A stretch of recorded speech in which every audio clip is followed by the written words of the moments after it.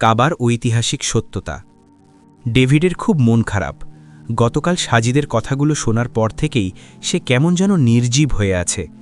সকাল থেকে বাংলায় সে একটি কথাও বলেনি। টুকটাক যা বলেছে তার সবটাই টানটান ইংরেজিতে। 25শে ডিসেম্বর হিসেবে আজ সরকারি ছুটির দিন। আমার একবার মনে হয়েছিল ডেভিড রাতের মধ্যেই সিদ্ধান্ত পাল্টাবে এবং সকালেই তার বন্ধু অ্যালেনদের সাথে ক্রিসমাস পার্টিতে জয়েন করবে, কিন্তু সকাল থেকেই তার মধ্যে তেমন কোনো লক্ষণ দেখতে পাচ্ছি না। সাদা চামড়ার এই ছেলেটিকে এরকম বিষণ্ণ চেহারায় দেখতে আমার একদমই ভালো লাগছে না। সাজিদ মনোযোগ দিয়ে কি যেন লিখছে। মন খারাপ নিয়ে ডেভিড ম্যাগাজিন পড়ছে, আর আমি হাত পা গুটিয়ে বেডের উপর বসে আছি। পুরো ঘরটি জুড়েই প্রচ্ছন্ন নীরবতা। নীরবতা ভেঙে আমি বললাম, ডেভিড, তুমি কি অ্যালেনদের বাসায় সত্যি যাচ্ছ না? আমার কথা শুনে সে ম্যাগাজিন থেকে চোখ তুলে আমার দিকে তাকালো, যেন আমার এই প্রশ্নটি তার কাছে খুব অপ্রত্যাশিত। চশমার ফ্রেম ঠিক করতে করতে সে বলল, নো। আমার কথা শুনে সাজিদ লেখা থামিয়ে দিল। সম্ভবত আমাদের আলোচনায় সেও অংশগ্রহণ করবে। আমি বললাম, তুমি যে যাচ্ছ না সেটি অ্যালেনকে জানিয়েছ? ডেভিড আবারও বলল, নো। আমি অবাক হয়ে বললাম, বলো কি, তুমি কিন্তু অ্যালেনের ইনভাইটেশন পেয়েই বাংলাদেশে এসেছ। বাংলাদেশে পা রাখার পরে অ্যালেনের সাথে তোমার কি একবারও যোগাযোগ হয়েছে? ডেভিড পুনরায় বলল, নো। এবার কথা বলে উঠল সাজিদ। সে বলল, ডেভিড, এটি কিন্তু ঠিক হয়নি মোটেও। অ্যালেন তো তোমার জন্য অপেক্ষা করে আছে। কোনো খোঁজ না পেয়ে সে ভাবতে পারে হয়তো তোমার কোনো বিপদ হয়েছে। সাজিদের কথা শুনে ডেভিড ও মাই গড বলে চিৎকার করে উঠল।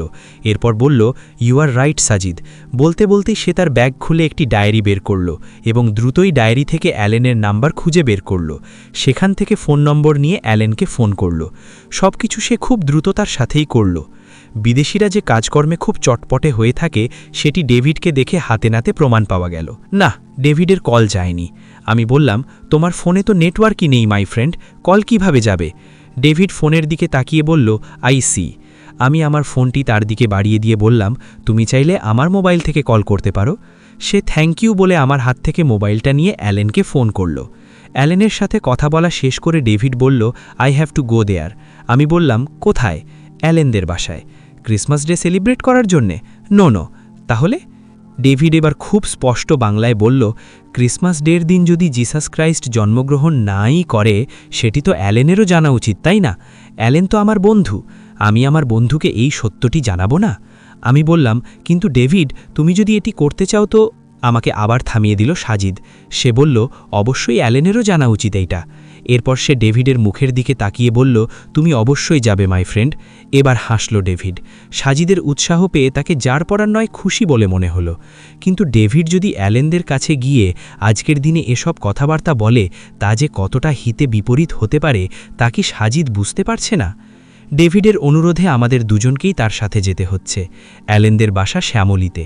অ্যালেনের সাথে ফোনে কথা বলার সময় ডেভিড একেবারে স্পষ্ট করেই জানিয়ে দিয়েছে যে সে ক্রিসমাস ডেতে অ্যাটেন্ড করছে না। তার কথা শুনে অ্যালেন ভারী অবাক হলো। ডেভিড ক্রিসমাস পার্টিতে কেন অ্যাটেন্ড করবে না সে ব্যাপারে বারবার জানতে চাচ্ছিল অ্যালেন। ডেভিড শুধু একটি বাক্যই বলেছে তাকে, আগে দেখা হোক তারপর বলবো। আমাদের দেখা হলো শ্যামলী স্কোয়ারে। বিশাল এই স্কোয়ারের 5 তলার একটি রেস্টুরেন্টে আমরা 4 জন এসে বসলাম। মজার ব্যাপার হচ্ছে, অ্যালেনের কাছে অনেক আগেই নাকি ডেভিড আমাদের গল্প করে রেখেছে। সাজিদের পরিচয় পাওয়ার পরে অ্যালেন বলল, oh so you are mister Einstein. অ্যালেনের এই নাম শুনে আমি বেশ অবাক হলাম। সে বলল, আপনাদের গল্প ডেভিড আমার কাছে সব সময়ই করত। ইচ্ছে ছিল ঢাবি ক্যাম্পাসে গিয়ে একদিন আপনাদের সাথে দেখা করে আসব, কিন্তু হয়ে উঠল না আর। আজকে তো দেখা হয়েই গেল। বলতে বলতে হেসে ফেলল অ্যালেন। খেতে খেতে ডেভিড বলতে লাগল, তোমাদের বাংলা ভাষা যে কি দুর্বোধ্য। এই ভাষা রপ্ত করতে আমার মাথার ঘাম পায়ে ফেলতে হয়েছে। একবার কি হয়েছে শোনো, একদম প্রথম দিকের কথা। তখন আমি নতুন নতুন বাংলা শিখছি মাত্র। এক বাঙালি লোকের সাথে পরিচয় হলো ক্যান্টিনে।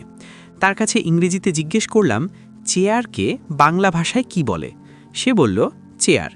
আমি বললাম, আরে না না, চেয়ার তো ইংরেজি, এটিকে বাংলা ভাষায় কি বলে থাকে? সে আবার বলল, চেয়ার বলে। আমার মাথা গেল গরম হয়ে। বললাম, আরে চেয়ার তো ইংরেজি শব্দ, এটার বাংলা আছে না? আমি সেই বাংলাটি জানতে চাইছি। আমি চটে গেছি দেখে লোকটি তার ব্রেড হাতে নিয়ে আমার টেবিল থেকেই উঠে চলে গেল। এর অনেক পরে আমি জানতে পারলাম চেয়ারের বাংলা করলে হয় কেদারা। বাঙালিরা এই কঠিন শব্দে না বলে চেয়ারকে সোজাসুজি চেয়ারই বলে। এটি জানার পরে সেদিনের ওই লোকটার জন্য আমার খানিকটা মায়া হলো। বেচারা সেদিন সঠিক উত্তর দিয়েও কি ঝাড়িটাই না খেলো আমার। হা হা হা। ডেভিডের কথা শুনে আমরাও হেসে উঠলাম।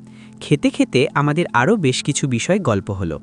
অ্যালেনের আগ্রহের বিষয় রাজনীতি। সে ট্রাম্প হিলারির নির্বাচন নিয়ে বেশ বড় রকমের লেকচার ফেদে বসল। অ্যালেন আমাকে আর সাজিদকে আপনি করে বলছে দেখে ডেভিড বলে উঠল, হেই, তুমি ওদের আপনি বলে সম্বোধন করছো কেন? বাংলা ভাষার আরেকটি সমস্যা হলো এই জিনিস, সম্বোধনের কতগুলো স্তর। তুই, তুমি, আপনি। আমাদের ইংরেজিতে বাবা এত ঝামেলা নেই, ছোট বড় সবাইকে আমরা ইউ দিয়েই সেরে ফেলি। অ্যালেন বলল, তা তুমি ঠিক বলেছ অবশ্য, বাংলা ভাষা হলো সর্বনামের আখড়া। হা হা হা। অ্যালেন বলল, তা ডেভিড, তুমি ক্রিসমাস পার্টিতে জয়েন করবে না কেন? কি সমস্যা? বিরাট সমস্যা, বলল ডেভিড। তুমি জানলে খুব অবাক হবে যে আমাদের জিসাস ক্রাইস্ট কিন্তু ডিসেম্বরের 25 তারিখে জন্মগ্রহণ করেননি। আমরা একটি ভুল দিনে জিসাস ক্রাইস্টের জন্মদিন পালন করি, আই সোয়ার। ডেভিডের কথার আগামাথা কোনো কিছু অ্যালেন বুঝতে পারল না। সে কপাল কুঁচকে বলল, কি বললে তুমি? ডেভিড খুব সিরিয়াস চেহারায় বলল, আমাদের জিসাস ক্রাইস্ট 25শে ডিসেম্বর জন্মগ্রহণ করেননি।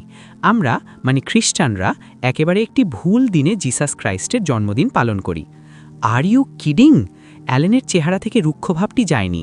কুচকানো কপাল আর গুটানো চোখে যেন তার রাজ্যের বিস্ময়। No my friend, trust me, I am not lying to you, I সোয়ার।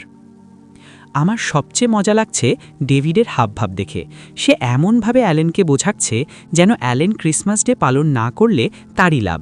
সিরিয়াসনেসের সবটুকু তার চেহারায় বিরাজ করছে। অ্যালেন বলল, তুমি এই কথা কোথায় শুনলে? আমাকে সাজিদ বলেছে। সে কিন্তু মিথ্যে বলেনি অ্যালেন, সে একেবারে এভিডেন্স সহকারে আমাকে প্রমাণ করে দেখিয়েছে যে জিসাস ক্রাইস্ট 25শে ডিসেম্বর জন্মগ্রহণ করেননি। আমরা ভুল দিনে ক্রিসমাস ডে পালন করি। তাই? হ্যাঁ। এবার অ্যালেন সাজিদের দিকে মুখ ফেরালো। তার চেহারায় একটু আগের উচ্ছলতাটুকু নেই, সেখানে স্থান করে নিয়েছে একগাদা অবিশ্বাস আর আস্থাহীনতা।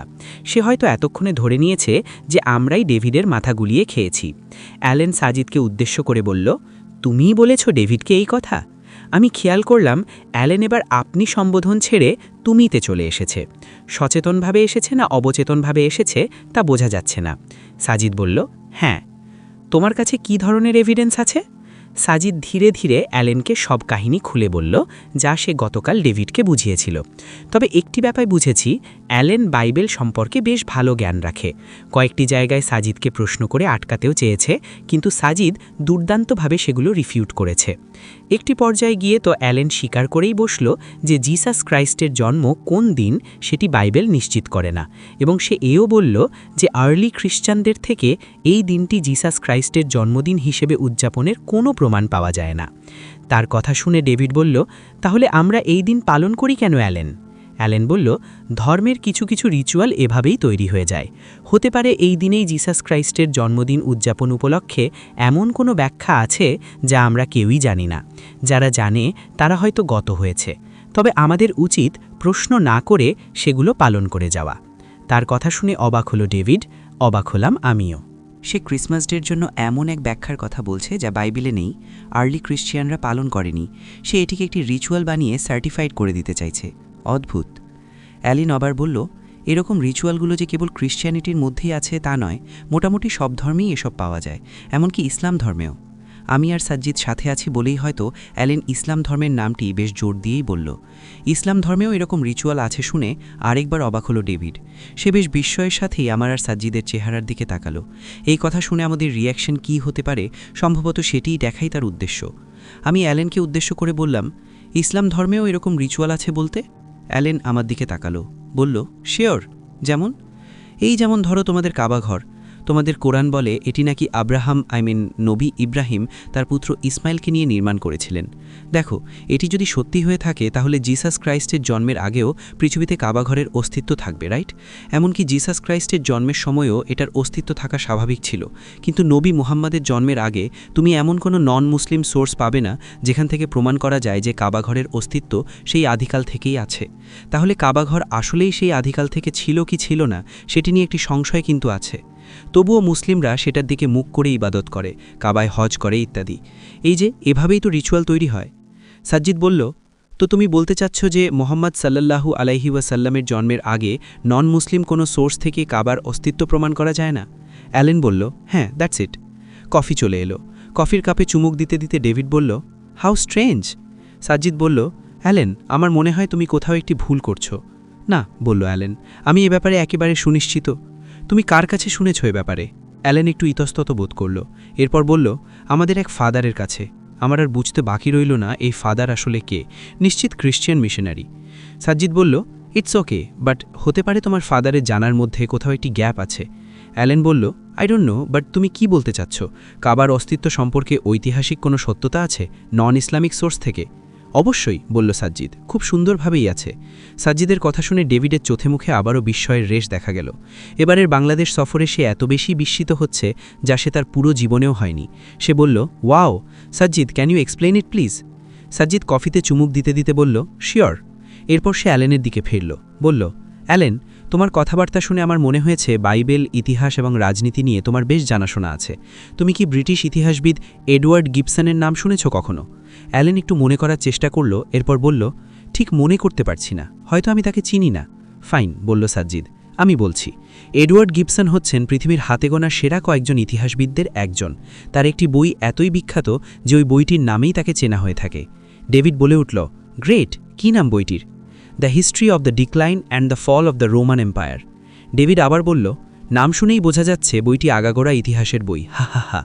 সাজ্জিদ আবার বলতে শুরু করল, এই বইতে তিনি বিভিন্ন ধর্ম, সেগুলোর উৎপত্তি থেকে শুরু করে সেগুলোর বিস্তৃতি ইত্যাদি নিয়ে ব্যাপক আলোচনা করেছেন। পৃথিবীতে ক্রিশ্চিয়ানিটির আগমনের আগেও কাবার অস্তিত্ব নিয়ে তিনি কথা বলেছেন। মূলত তিনি এই রেফারেন্স টেনেছেন যীশু খ্রিস্টেরও 1 শতাব্দী আগের একজন ইতিহাসবিদ থেকে। তার নাম ছিল ডিওডোরাস সিকুলাস। গ্রিক এই ইতিহাসবিদ পৃথিবীর বিভিন্ন প্রান্তের আবিষ্কৃত অঞ্চল নিয়ে একটি বই লিখেছিলেন। বইটির নাম হল বিবলিওথেকা হিস্টোরিকা। এডওয়ার্ড গিবসন তার সেই বই থেকেই কোট করেছিলেন। কি আছে গিবসনের বইতে? গিবসন লিখেছে, blind mythology of barbarians, of the local deities, of the stars, the air and the earth, of their sex or titles, their attributes or subordination. Each tribe, each family, each independent warrior created and changed the rites and the object of this fantastic worship, but the nation in every age has bowed to the religion as well as to the language of Mecca. The genuine antiquity of Kaaba ascends beyond the Christian era. In describing the coast of the Red Sea, the Greek historian Diodorus has remarked, between the Thamudites and the Sabians, a famous temple whose superior sanctity was revered by all the Arabians. The linen of silken veil, which is annually renewed by the Turkish emperor, was first offered by the Homerites, who reigned 700 years before the time of Muhammad. অর্থাৎ খ্রিশ্চিয়ানিটির আগেই যে কাবার অস্তিত্ব পাওয়া যায় সেটি Gibson অকপটে স্বীকার করেছে। এই দাবি গিবসনের নিজের নয়, তিনি কোট করেছেন গ্রিক হিস্টোরিয়ান ডিওডোরাসকে, যিনি আবার যীশুখ্রিস্টের জন্মের আগেই মারা গেছেন। ডিওডোরাস তার বইতে গ্রিক ভাষায় যা লিখেছেন সেটার ইংরেজি ট্রান্সলেশন করলে যা দাঁড়ায় তা হল, and a temple has been set up there which is very holy and exceedingly revered by all Arabians. কাবার ঐতিহাসিক সত্যতা খেয়াল করো, গ্রিক হিস্টোরিয়ান বলছে যে তখন সেখানে এমন একটি টেম্পল তথা প্রার্থনাস্থল তৈরি করা হয়েছিল যা ছিল অতি পবিত্র এবং সেটি ছিল সকল আরবের কাছে পরম শ্রদ্ধার। তো এই যে টেম্পল তথা প্রার্থনাস্থল যা ছিল সকল আরবদের কাছে অতিশয় পবিত্রতা আর শ্রদ্ধার প্রতীক, এটি কি কাবাকেই নির্দেশ করে না, যা ইব্রাহিম আলাইহিসসালাম তার পুত্র ইসমাইল আলাইহিসসালামকে নিয়ে নির্মাণ করেছিলেন? অ্যালেন বলল, তা যে কাবা হবে তা কিভাবে নিশ্চিত? অন্য কোনো ধর্মের কোনো গির্জা বা প্রার্থনা স্থলও তো হতে পারে, তাই না? গুড কোয়েশ্চেন, বলল সাজিদ, কিন্তু এখানে যে সময়টার কথা বলা হচ্ছে তা যিশুর জন্মেরও অনেক আগের ঘটনা। ইতিহাস এবং বাইবেল থেকেও আমরা জানতে পারি ইব্রাহিম আলাইহিসসালাম তার স্ত্রী হাজেরা এবং শিশুপুত্র ইসমাইলকে আরব দেশে রেখে যান। সে সময় আরব তথা মক্কায় তেমন কোনো লোকালয় ছিল না। এমনকি ইব্রাহিম আলাইহিসসালামের স্ত্রী হাজেরা আলাইহাসসালাম শিশু ইসমাইলের তৃষ্ণা নিবারণের জন্য এ পাহাড় থেকে ও পাহাড়ে দৌড়াদৌড়ির ঘটনাগুলো তো সুপ্রসিদ্ধ, তাই না? এরকম একটি সময়ে ওই এলাকায় কি অনেকগুলো ধর্ম থাকা সম্ভব, নাকি কেবল ইব্রাহিম আলাইহিসসালাম যে ধর্ম প্রচার করেছেন সেটি থাকা সম্ভব? ইব্রাহিমের ধর্ম থাকাই অধিক যুক্তিযুক্ত, তবে অ্যালেন একটি আপত্তি তুলতে যাচ্ছিল। তাকে থামিয়ে দিয়ে সাজিদ বলল, বেশ, ধরে নিলাম যে ওই সময়ে অনেকগুলো ধর্ম ছিল, তাহলে গ্রিক হিস্টোরিয়ান ডিওডোরাস যে টেম্পল তথা প্রার্থনাস্থলের কথা বলেছেন তা একই সাথে ওই সময়ের সকল আরবদের কাছে পবিত্র এবং শ্রদ্ধার জায়গা হয় কিভাবে? যদি এক একজনের ধর্ম আলাদা আলাদা হয়, তাহলে ওই প্রার্থনাস্থল একই সাথে সবার কাছে সম্মানের এবং শ্রদ্ধার স্থান হিসেবে পরিচিতি পেতে পারে না। যদি তাই হয়, ডিওডোরাস কিভাবে লিখলেন যে "And a temple has been set up there, which is very holy and exceedingly revered by all Arabians." Allen চুপ মেরে গেল। সাজিদ আবার বলতে লাগল, ডিওডোরাসের এই বক্তব্য থেকে এটাই পরিষ্কার যে ওই সময়ে কেবল একটিই ধর্ম প্রচলিত ছিল এবং আরব দেশে অন্য কোনো ধর্মের এমন কোনো প্রার্থনাস্থলের নিদর্শন পাওয়া যায় না যা একই সাথে খুবই প্রসিদ্ধ এবং শ্রদ্ধার বস্তু ছিল, কেবল কাবা ছাড়া। সেই ঐতিহাসিক কাল থেকে আজ পর্যন্ত কাবা পুরো বিশ্বের সকল মুসলমানের কাছেই সমানভাবে সম্মানের, শ্রদ্ধার এবং ভালোবাসার জায়গা। ডেভিড বলল, it's a good point my friend. তাহলে ডিওডোরাসের এই বক্তব্য থেকে আমরা জানতে পারলাম যিশুর জন্মেরও অনেক আগেই কাবার অস্তিত্ব ছিল। এবার আসা যাক পরের পয়েন্টে। অ্যালেন, তুমি কি টলেমিকে চেনো? কথা বলে উঠল ডেভিড। বলল, বিজ্ঞানী টলেমির কথা বলছো তো? সায়েন্সের ছাত্র হয়ে টলেমিকে চিনবে না এরকম আবার হতে পারে নাকি? হা হা হা। বেশ, বলল সাজিদ। টলেমি ছিলেন চতুর্দশ শতাব্দীর একজন বিশ্ববিখ্যাত বিজ্ঞানী। তিনি নিজের কাজের জন্য পৃথিবীর বিভিন্ন সুপ্রাচীন অঞ্চলের একটি ম্যাপ তৈরি করেছিলেন। যিশুর জন্মেরও অনেক আগে পৃথিবীর কোথায় কোথায় প্রসিদ্ধ অঞ্চল বা লোকালয় আছে সেসব জড়ো করাই ছিল মূলত তার উদ্দেশ্য। এই কাজটি করতে গিয়ে তিনি তৎকালীন মক্কাকে ম্যাকারোবা বলে উল্লেখ করেছিলেন এবং এই ম্যাকারোবাকে তিনি ধর্মীয় উপাসনালয় এবং আরবর প্রাণকেন্দ্র হিসেবে উল্লেখ করেছিলেন। এই ব্যাপারটি অস্ট্রিয়ান ইতিহাসবিদ গুস্টাভ ই ভন গ্রুনেবাম কোট করে লিখেছেন। Mecca is mentioned by Ptolemy, and the name he gives it allows us to identify it as a South Arabian foundation created around a sanctuary. এতটুকু বলে সাজিদ থামল। ডেভিড আমার দিকে তাকিয়ে বলল, আরিফ, তোমার কি ব্যাপারটি ইন্টারেস্টিং লাগছে? আমি বললাম, হ্যাঁ, আমি তো খুব এনজয় করছি ডেভিড। তুমি? আমিও খুব এনজয় করছি। খ্রিস্টপূর্ব সময়ে কাবার অস্তিত্ব যে ছিল এবং সেটি যে উপাসনালয় হিসেবে আরব পেনিনসুলাতে খুবই পরিচিত ছিল, সেটাও আমরা টলেমির এসব রেফারেন্স থেকে বুঝতে পারি। তাহলে এই কথা অস্বীকারের আর কোনো উপায় থাকে না যে কাবার অস্তিত্ব কেবল মুহাম্মদ সাল্লাল্লাহু আলাইহি ওয়াসাল্লামের সময় থেকেই নয়, বরং আমরা দেখলাম যে কাবার ইতিহাস যিশু খ্রিস্টের ইতিহাসের চাইতেও পুরনো। যিশুর জন্মেরও বহু আগেও কাবার অস্তিত্ব পৃথিবীতে বিদ্যমান ছিল। ডেভিড বলল, কোয়াইট কনভিন্সিং মাই ফ্রেন্ড। চুপ করে আছে অ্যালেন। সাজিদ আবার বলা শুরু করল, আচ্ছা অ্যালেন, বাইবেল কি মুহাম্মদ সাল্লাল্লাহু আলাইহি ওয়াসাল্লামের আগের না পরের? ডেফিনেটলি আগের, বলল অ্যালেন।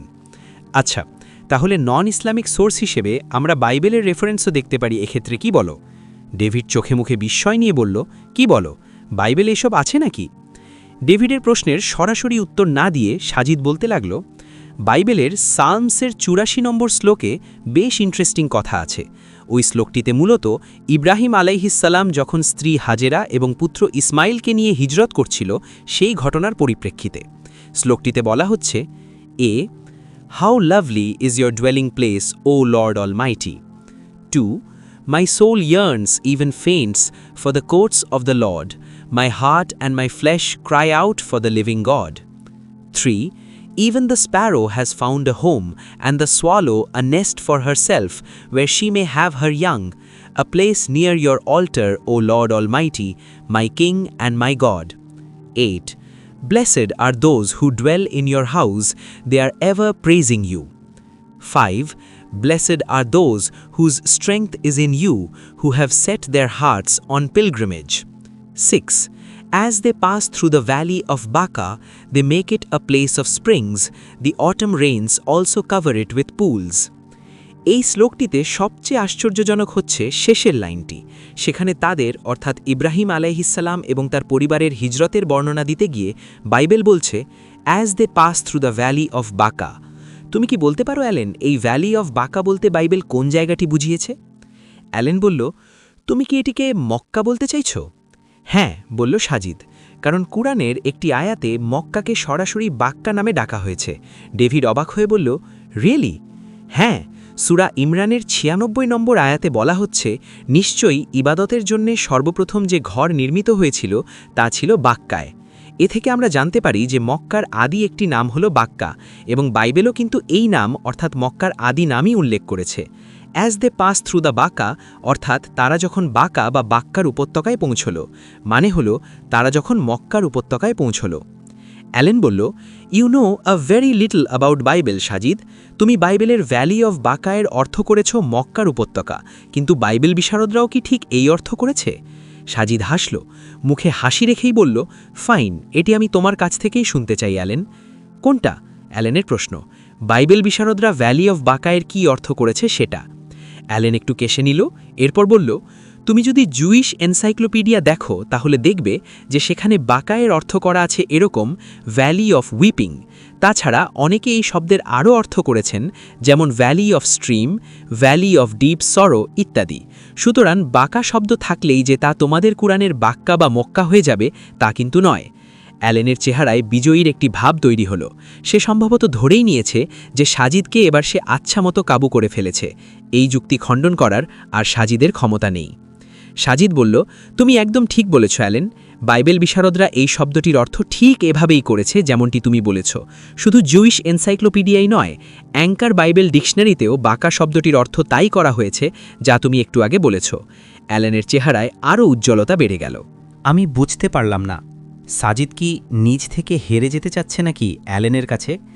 অ্যালেনের যুক্তি টিকে গেলে তো এতক্ষণ ধরে একটি একটি করে সাজিয়ে আসা সাজিদের সকল যুক্তি পুরোপুরি ভেঙে পড়বে।